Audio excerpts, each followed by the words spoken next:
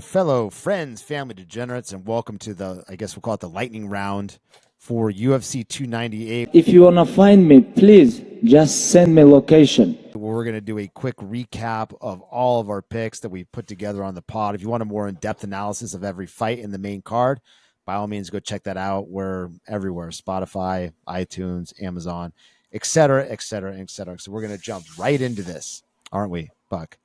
We're going to jump head first. UFC 298. If it is an amazing card. So to kick off, Anthony Hernandez minus 218 at middleweight, taking on Roman Kopylov plus 180. Your thoughts? I think this one is Kopylov's fight to take. I don't care that it's short notice. I think he's got the skills. I agree. He does have the skills, but one of my golden rules is you never, ever, ever take someone on a short notice fight. He's got 4 weeks of training in him in preparation for this fight, and he is a notorious late starter taking on a grappler who can dictate where the fight's going to take place. I'm going to take Anthony Hernandez, but would I put money on this fight? Absolutely not, because I think with a full training camp, I would go with Roman Kopylov. All right, next fight, Merab Dvalishvili. Best I'm going to do. Minus 205 at bantamweight, taking on Henry Cejudo plus 170. Go. Cejudo. I think he's not too far removed from a pretty decent performance against Aljamain, who was bigger than Merab and just as much of a grappling threat in a different way, but I still think Cejudo has what it takes. I agree with you. I think Merab is going to be over-reliant on the takedown. He's going against an Olympic gold medalist in Henry Cejudo. Yeah, Henry Cejudo is 37 years of age. That is a problem as you get older in those lighter weight divisions. But if Merab isn't able to take him down the first round, that means he has to win the next 2 rounds, which I think is going to be difficult to do. Again, this is going to be that's a tough one to call, but I'm taking Cejudo as well. All right, third fight, we've got Jeff Neal plus 180 at welterweight, taking on Ian Geary minus 218. A lot less tough to call, I think. A lot less tough to call.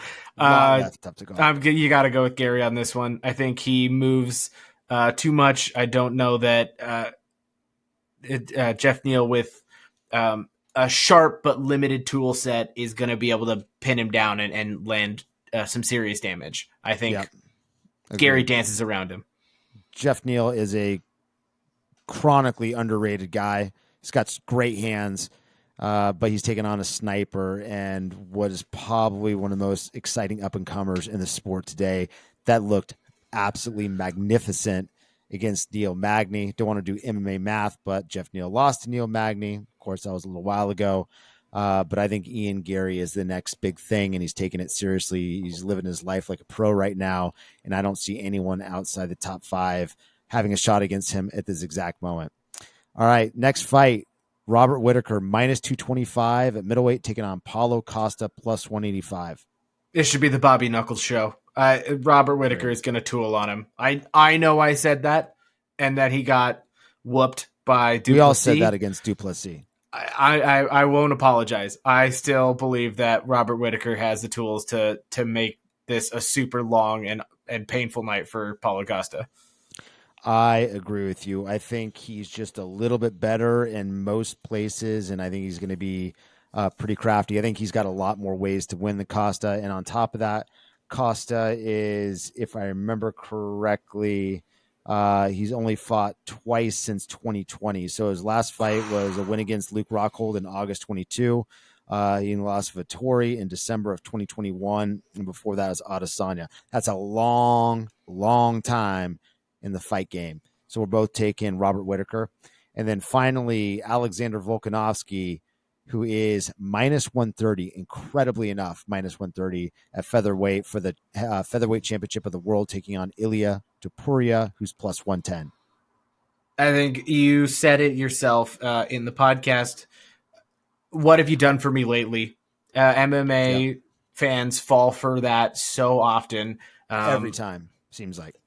The Volk's body of work, the way he sets his shots up, the way he feints, the way he moves. I think he's much more clever than anybody Topuria has fought yet in his young career. I think he's just got questions that Topuria doesn't have the answers to yet. I completely agree with you. Chronic thing we see with MMA fans is they look at the last fight that was against what could be one of the best fighters to ever grace the octagon in Islam Makhachev on 2 weeks' notice. He obviously fell flat, looked like a different fighter, both mentally, spiritually, physically, and they take that in there and say, "Well, that's a life-changing head kick." You got to show me something, a lot more than what happened in his last fight for some 27-year-old up-and-comer to come and take the throne from him. Ilia Topuria is damn good, but his last 4 fights, Josh Emmett, Bryce Mitchell, Jai Herbert, Ryan Hall, one of those, Josh Emmett was in the conversation for the title, and he's run through all of them, and that's no disrespect to him, but he is taking on the GOAT, and I'm not picking anyone against the GOAT until you show me something against top tier competition. We were talking about it before. Usually you can see the guys that knock out a GOAT or knock off a GOAT like 3 years in advance. They've got something different about them. And I have not seen that with Ilia Topuria, partly because he's making a massive jump up in competition right now from Josh Emmett. But I think this is going to be a little bit too much too soon in taking on the GOAT for a 27-year-old Spaniard. So that's it to us. Question for you. Oh yeah. What's your one fearless prediction you have for this fight or for the for UFC 298? I think Henry Cejudo finishes Merab Dvalishvili and somehow reveals that he has that jacket that Merab took off of Sean O'Malley. Oh, you mean he comes back with the Michael Jackson jacket? He brings the red jacket out, and he uses that to call out O'Malley. Okay. That's my prediction. That's a great prediction. And then finally, we've got UFC 300 coming up. I've thought about this. I want to get your take on it, though. If you could get one dream matchup for UFC 300, what would it be? Dream matchup for UFC 300? I think it's got to be heavyweight. I just think that is how heavyweight should headline. I just think that's the way it is. I think John Jones versus Tom Aspinall. That's my UFC 300. I don't think that one's going to happen. But I never get what I want. That would be a hell of a matchup. I think that one's going to happen anyway, barring John Jones getting arrested and going to jail for something. So my dream matchup, if I could say one that would hopefully be realistic at that point, because I think John Jones said he couldn't do it, it would be Israel Adesanya versus Khamzat Chimaev. Ooh, that would be fun. Yeah, I mean, I almost part of me is I want 6 months of buildup. I want them to fight backstage at 299, and I want all this stuff to go down because that's got the makings of one of the biggest pay-per-view buys in the history of the sport. That would be a lot of fun. Be a good runway. All right, that's it. I don't know what UFC 300 is going to do to live up to that, but they have the blueprint now, right? Yeah. Well, I'll tell them. I'll tell them this one's free. This one's free. All right, everyone. Have a good one. See you next time at UFC 299. Over.